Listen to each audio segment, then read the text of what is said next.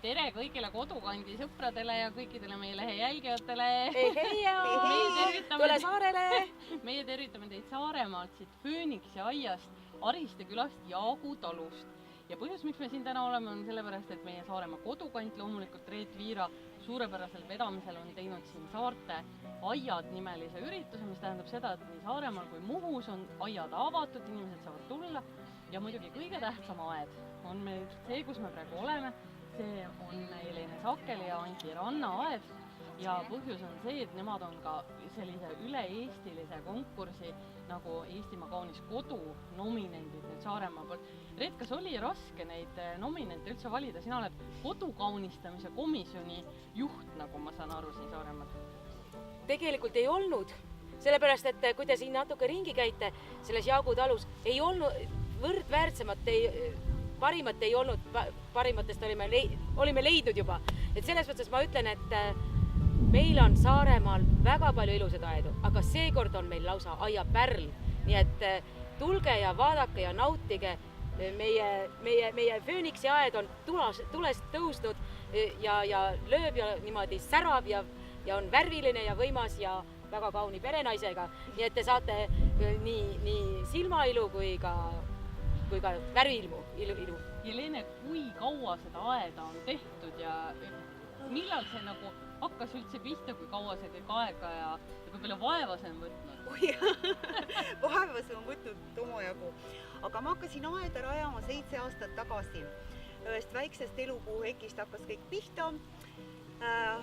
Ja nii see läkski edasi. Ma sain aru, et mulle meeldis just see mõte, et ma kaunistan oma kodu ümbrust, et ma loon igasuguseid aiaruume, et ma teen selliseid kohti, kus ma saan puhata, istuda, mõelda. Mul on aias väga palju igasuguseid pinke ja istumiskohti ja need on pandudki kõik niimoodi, et kus ma tahan ise vaadet nautida.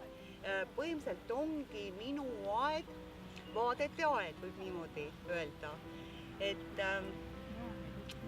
Aga see tuli väga kiiresti ja ma tegin väga kiiresti, sest 7 aastat ei ole pikk aeg.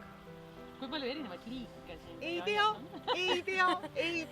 Neid on palju, neid on tõesti palju ja ma ei ole neid lugenud ja ma ütlen ausalt, et kui ma alustasin juba teadlikult selle aia rajamisega, siis ma ostsin massiliselt taimi kokku.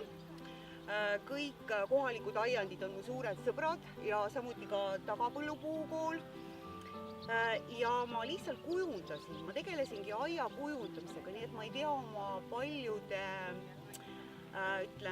taimede sordi nime.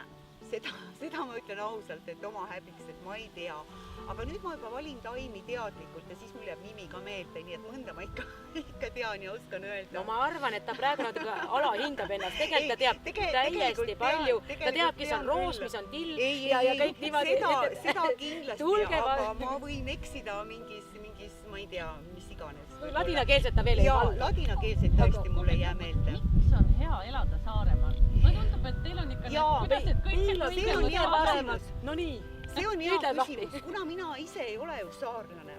Me tulime Saaremaale 10 aastat tagasi ja huvitav on see, et ma just panin tähele, kui ma siin alles hiljuti sõitsin koju, mandrilt tulin ja sõitsin üle väikse Väina tammi ja tead, vaatasin seda päikeseloojangut ja see meri ja siis mul tuli selline ma tundsin, et ma olen õnnelik, et ma elan Saaremaal. Mul tekkis tahtmine helistada kohe pojale ja öelda, et tead, ma olen ikka üks õnnelik inimene.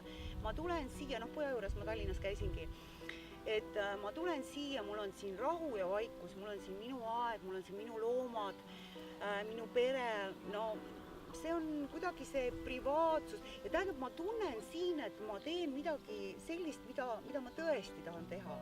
Vahest ma mõtlen, et mida ma enne üldse elus tegin. Siin on päris elu. Siin on päris elu, sellepärast, et me enne seda aia rajamist, ma ei teadnud midagi aiandusest. Ma ei vaadanud isegi loodust ümberringi. Ja kui ma hakkasin oma aeda tegema ja hindama seda kõiki, mis ma teen, ma hakkasin puid ka nägema tee ääres ja need olid fantastilised. Labidas autos ja sõidad. Kuidas Saaremaa inimesed on teed? Millised? Ma tundub, et te olete siin maru ettevõtlikud kõik. Kuidas see on, kõik see kõvemad mehed on meitel? Ja kõik see kaunimad naised on meitel ja parimad kalad on meitel ja tegelikult vaata see ongi, sest et saarel peab hakkama saama koostöös ja ma olen sõltuv naabrist ja ma tahan sel hetkel, kui on naabril abi vaja, annan mina temale ja kui minul abi vaja, annab tema minule. Ja see ongi see koostöö ja tahtmine koos elada ja rahulikult elada. Ja minu meelest on siin kõige paremad inimesed ja kes ka natuke, kui sealt mandrilt tuleb ja ta algul närviline on, tead, poole aasta pärast ta vajub juba samasuguse loksumisse, laine loksub, päike paistab ja meil on aega. Me võtame aega üksteise jaoks ja super elu. Elu on kui lill. Tegelikult, Helene, teile tuleb õnne soovida ka veel ühe väga tähtsa tunnustuse puhul, mis puudutab Eesti 100. juubelit. Mis siis see on või millega siis nüüd talu on veel tunnustatud? Ma olen sellest natukene šokis ausalt öeldes, et see tuli üllatusena. Aga samas ma tunnen, et see on meie panus millest siis alustada, et ümbruskonnale, vallale, kui meil oli veel siin Orissaare vald, siis me ootasime, et ei tea, kas keegi üldse paneb tähele, et me siin midagi toimetame, et korrastame. No ma ise tundsin, et ma teen väga õiget asja ja märkasid ka teised seda ja nüüd ta ongi niimoodi, et tundub, et suurele Saare vallale ja ka Eesti riigile, et ma olen ka oma panuse väikse andnud, et ma olen midagi selle jaoks teinud ja hea meelega teinud, et seda ma teen alati siin hea meelega, mis ma teen.